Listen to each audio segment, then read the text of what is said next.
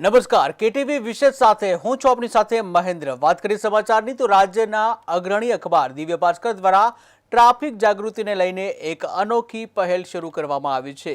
રાજ્યમાં વધતા અકસ્માતો ઘટાડવા માટે મોટા પાયે પ્રયાસો કરવામાં આવી રહ્યા છે। ત્યારે દિવ્ય ભાસ્કર દ્વારા રાજ્યના આર્થિક પાટનગર અમદાવાદમાં અકસ્માતથી આઝાદીના સંકલ્પ સાથે ટ્રાફિક જાગૃતિ ઝુંબેશ શરૂ કરવામાં આવી છે, જેમાં ટ્રાફિક નિયમોના પાલન સાથે અકસ્માતને કેવી રીતે નિવારી શકાય તે માટે અવેરનેસ લાવવાના પ્રયાસો હાથ ધરવામાં આવ્યા છે, જેમાં દિવ્ય ભાસ્કર સાથે રિલાયન્સ ઇન્ડસ્ટ્રીઝ, જાણીતી હોસ્પિટલ કેડી હોસ્પિટલ પણ જોડાઈ છે।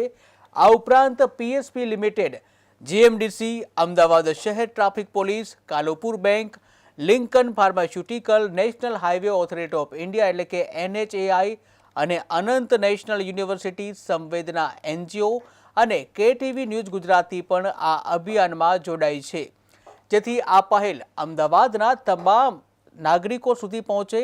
આ જાગૃતિ અભિયાન અમદાવાદના પશ્ચિમ અને પૂર્વ વિસ્તારને આવરી લેશે।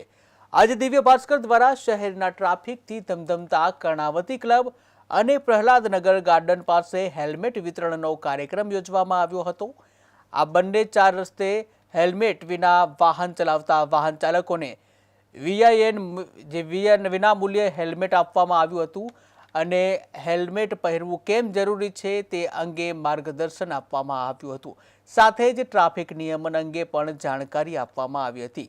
આજના આ ટ્રાફિક અભિયાનમાં એલિસબ્રિજના ધારાસભ્ય અમિત શાહ પણ જોડાયા હતા। તેમણે પણ દિવ્ય ભાસ્કરની આ પહેલની પ્રશંસા કરી હતી। ત્યારે અમૂલ જીવન બચાવવા હેલ્મેટ પહેરવું જોઈએ અને તે વાત ઉપર ભાર પણ મૂક્યો હતો। આમ દિવ્ય ભાસ્કરની આ પહેલ હવે રંગ લાવી રહી છે। ત્યારે શહેરના અલગ અલગ વિસ્તારોમાં દિવ્ય ભાસ્કરનું આ અભિયાન હવે જોર પકડ્યું છે।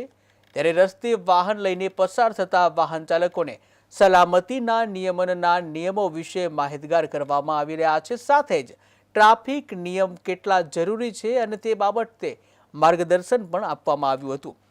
આ અભિયાન અમદાવાદના તમામ વિસ્તારોમાં આવનારા અનેક દિવસ સુધી ચાલુ રહેશે।